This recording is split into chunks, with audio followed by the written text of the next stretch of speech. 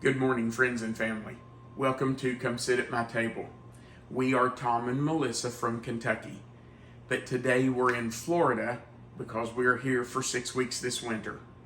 Today we are making the world's best brownies, and I truly do believe that these are the best brownies in the world. I don't know where I found this recipe. I'm not really sure where I got it or even how long I've had it. But we've made these brownies several times, and anytime we share them with friends or family, take them to a potluck, they are a huge hit. So let's talk about what you're going to need to make the world's best brownies. You're going to need to start with 2 1/2 sticks of room temperature butter. Now, we're going to melt this, so I guess technically it doesn't have to start at room temperature, but it just makes it easier to melt. So if you can, put your butter out ahead of time. If you forget, it's okay because we're going to melt it anyway.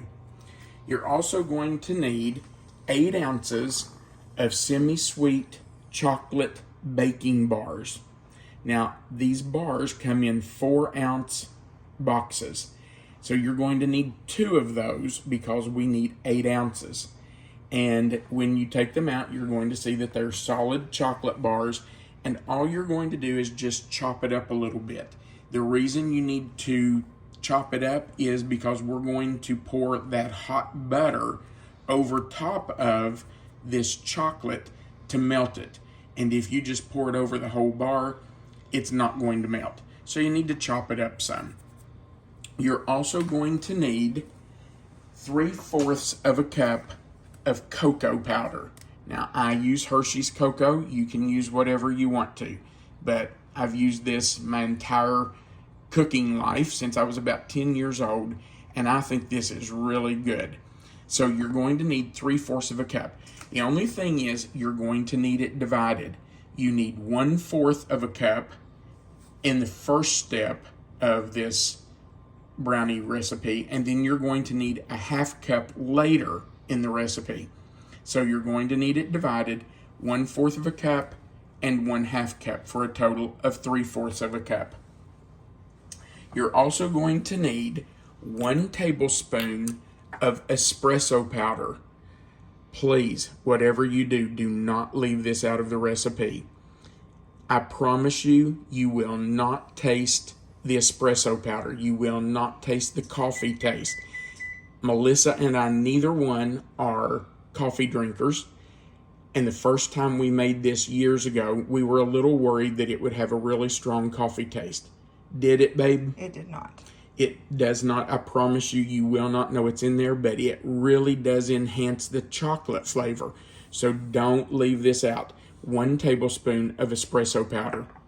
You're also going to need 2 cups of white sugar, just regular granulated sugar. You're also going to need 1/2 cup of brown sugar. Now, I packed it into my 1/2 cup measure, and you can see I packed it so tight that it kept its shape when I dumped it out. So 1/2 cup of brown sugar. You're also going to need 2 teaspoons of salt and 2 teaspoons of vanilla. Our next ingredient is 6 eggs. You use the whole egg, yolk, white, and all. And the last thing we're going to stir in is 1 cup of all-purpose flour. All right, to start this recipe, we have to melt our butter. And we need to do that first because we've got to get this chocolate started melting. So I'm just going to put it in my bowl here and stick it in the microwave. Oh, no, that's not how you use this one.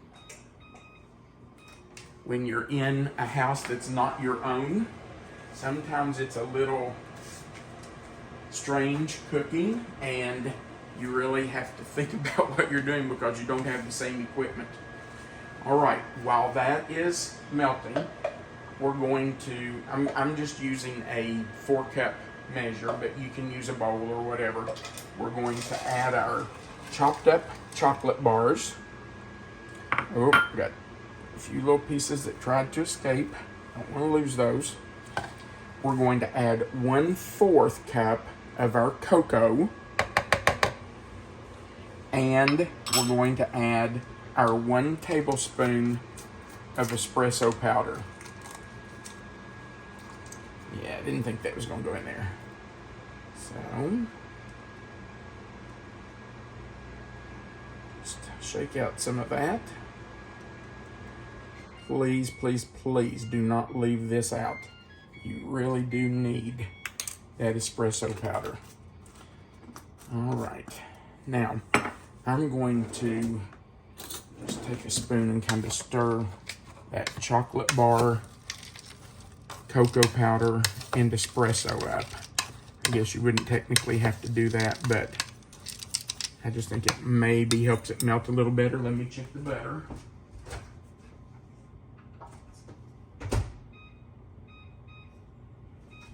The butter is almost melted. Let's just give it a few more seconds. Move my 1/2 cup cocoa powder back here with my flour so I can remember that it needs sifted together later. All right, let's check our butter.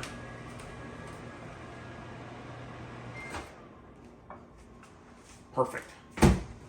Okay, it is melted, so we're just going to pour it right over our chocolate bar, our espresso powder, and our cocoa. We want every bit of that hot butter in there. Now, I'm just going to take a plate and cover that because we want to hold that heat in. We need that heat in there to help melt that chocolate bar. Now, while that is melting, I'm going to go ahead and start stirring up our brownie mix. And this takes a while because you have to let it beat for quite a while. Actually, you have to let it beat for 10 minutes before you add in the chocolate. So let's get that started. We're going to add our granulated sugar. Every bit of that in there. The more sugar, the better, right? This is definitely diet food, I can tell. Yeah, no. We're going to put in our brown sugar, our 2 teaspoons of salt, and I'm going to do that over my bowl because I don't want to take a chance getting too much in my mixer. So there's 1. And 2 teaspoons. All right. We also want to add our 2 teaspoons of vanilla. There's 1 and 2. And then our eggs. And we'll just put all those in at once. And scrape that out a little bit. Make sure we get all that egg in there. Okay.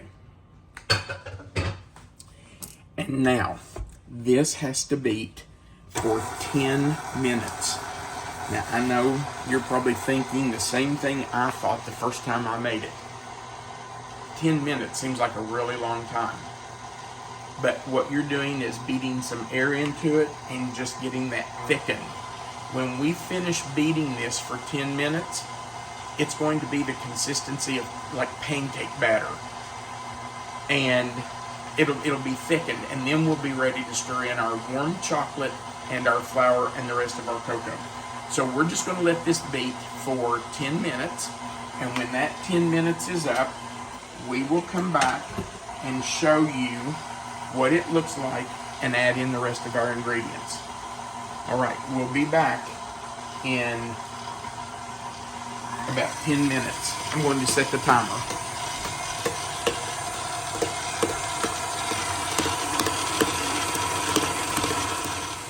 Our mixer has been running for almost 10 minutes. And I want to show you a couple of things before our timer goes off.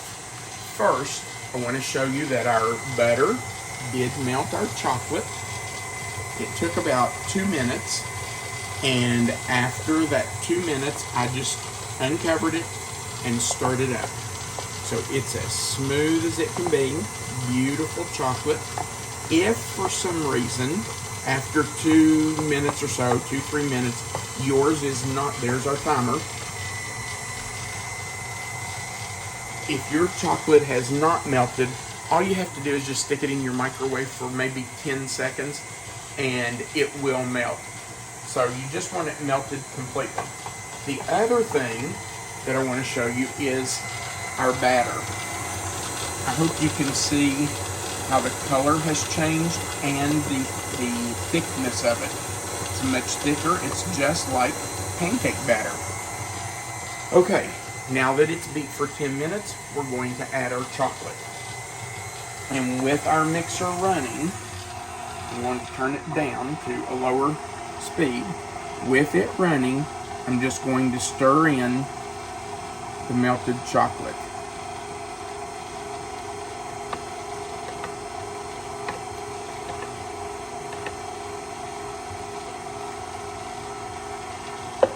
Now, I am going to scrape this out because we want every speck of that chocolate in there.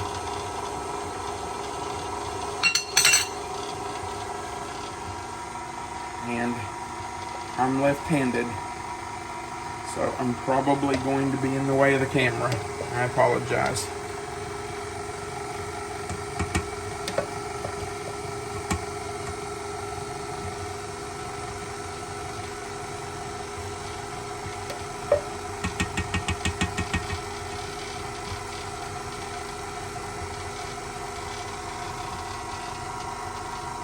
Our chocolate has actually cooled so much during that 10 minutes that it's gotten a little firm down toward the bottom, but that's just fine. It won't hurt a thing. And I promise you it will remelt during the baking process. Okay. Now, I need to scrape that off. And I need to wash my hands.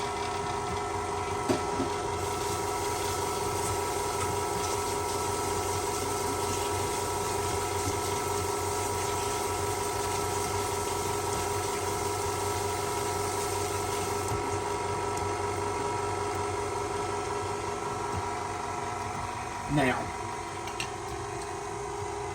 I'm going to stop the mixer and we're going to sift in our flour and the rest of our cocoa powder. I think it'll be easier if I take this off. Oh my goodness, look how thick and rich that is. Give me a spoon. No, I better not do that, had I? Better not. Okay, so in goes our 1 cup of flour and the rest of our cocoa, which is another ½ cup. And we're just going to sift that in. The reason we're sifting it is because we don't want any lumps whatsoever in this batter. Can you see that, babe? Yes. Okay. Actually, you know, I don't think you have to worry about the flour quite as much as you do the cocoa. Cocoa notoriously has lumps in it, and you sure don't want those lumps in your batter.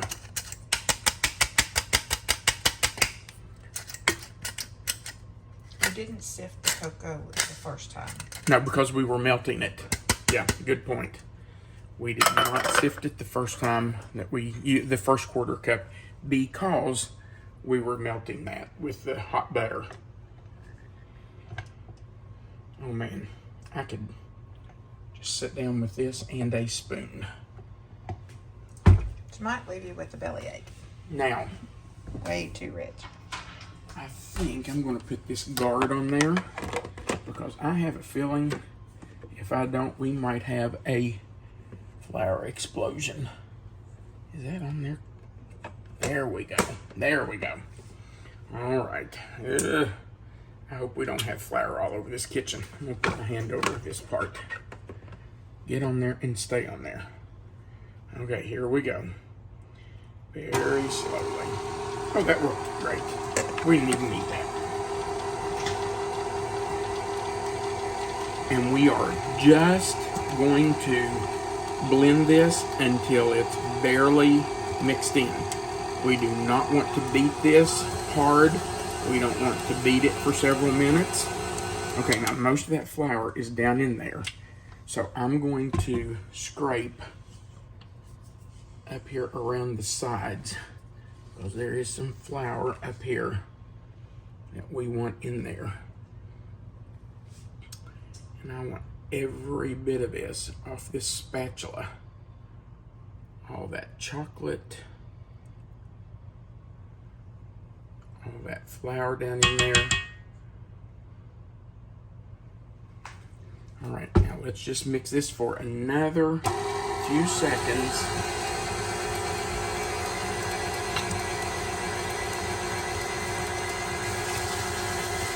While that's mixing, I'm washing my hands again.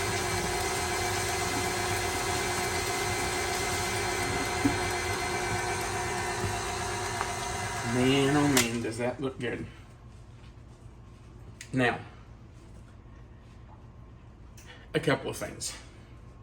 You will notice we're not putting nuts in these, because we really, as much as we love nuts and we love pecans especially, pecans, cashews, whatever, we just don't care for nuts in our brownies. We never have.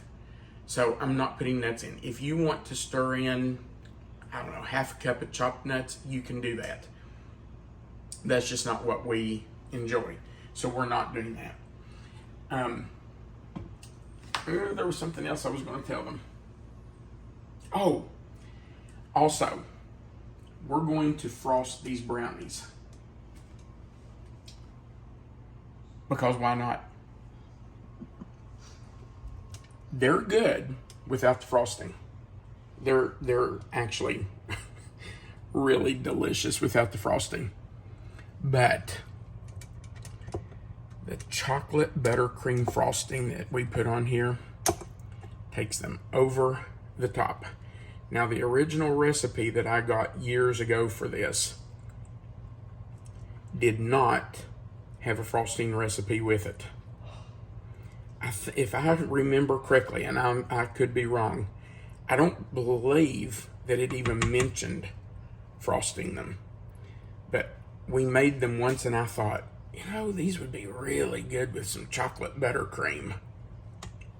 So I started experimenting with chocolate buttercream, and you know, chocolate buttercream is pretty easy to make.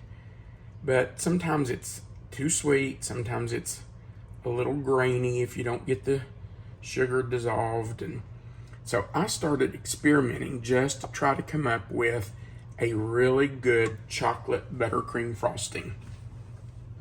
And I'm just going to tell you, I think our chocolate buttercream frosting is what takes it over the top. Now, hang on just a minute.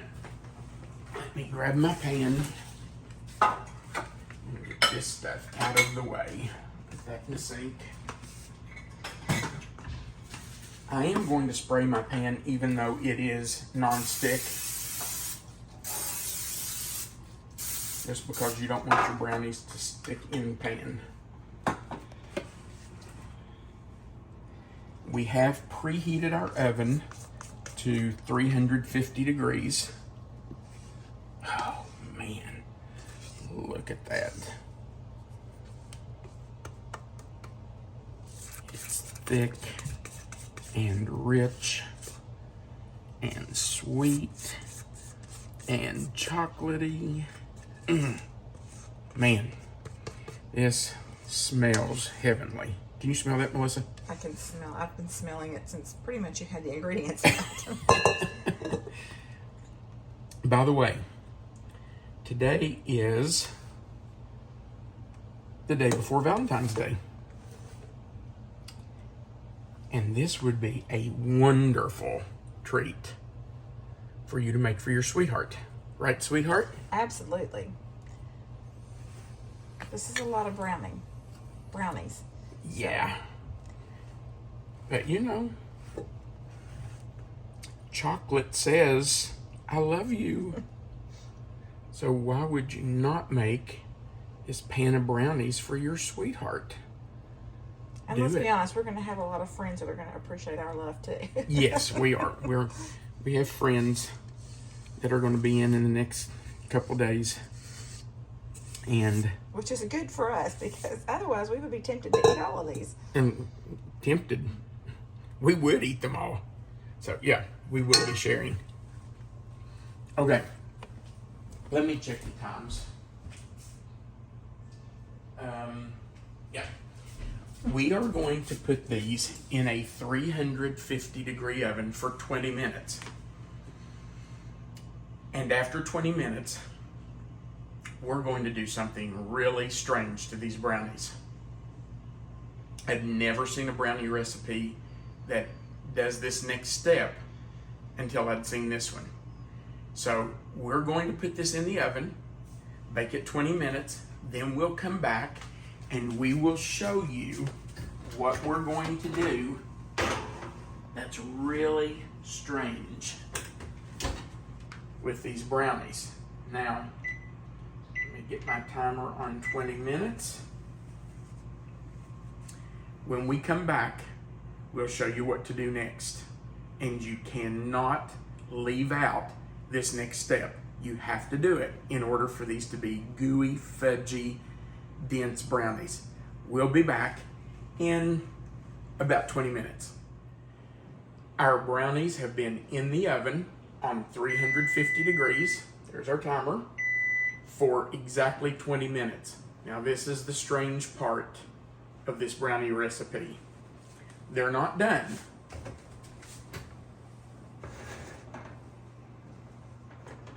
But we're going to take them out and drop them 3 times. And then put them right back in. What does the dropping do? I think it just makes them settle so that they don't become cake-like. It keeps them a little thinner maybe, and that way they're dense and chewy and gooey. Fudgy. Now, Fudgy. we're gonna, what? Fudgy. Yeah. So I'm going to put 15 minutes on our timer. It may take 20, but we'll start looking at them at 15 minutes. You want them to be almost set in the middle. It's okay if they're still a little jiggly in the middle, because as they cool, that middle will set up. It will firm up. You don't want them completely firm all the way through, because if they are, they're going to be overbaked and dry. So we'll start with 15 minutes and check them. When I know that they're about ready to take out, we will come back and show you what they look like. Now, after they come out, they have to cool completely before we can frost them. And we'll talk about that when we come back. All right, we'll see you in about 15, 20 minutes. Our brownies have been in for another 15 minutes, which makes a total of 35 minutes. And I'm pretty sure they are ready to come out. So as soon as our timer goes off, we will turn off the oven and take out the brownies. And there we go. So we'll cancel. By the way, these pot holders were in this house that we're renting. Are these lobster claws not the coolest pot holders ever? There we go.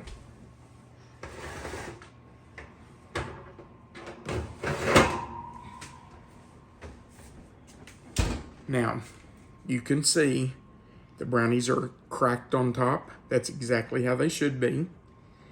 As they cool, they will kind of settle. The top will flatten out, go down some, and they should be really good and gooey brownies. Now, we are going to frost these. But Wouldn't have to, though. You wouldn't have to. You can eat them just the way they are. Of course, you want them to cool first. Do not slice them while they're hot.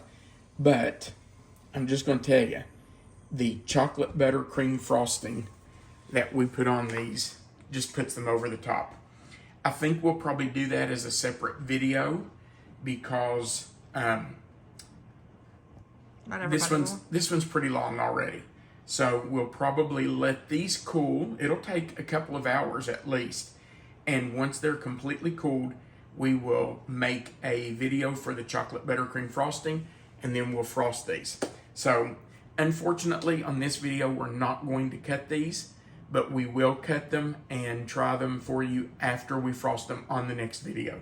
All right. It's a real shame that we're not testing them, but I know, understand. but we will in a couple of hours. Remember that Melissa always puts the written recipe in the description box right under the video. All you have to do is go right below the video, click on the title of the video. It will expand that box, and you will find the written recipe there. Also, we just would like for you to click the thumbs up. That gives us another like and helps YouTube promote our videos more. If you haven't already, click the subscribe button and the little notification bell. And remember, you are always welcome to come sit at my table. Have a great day.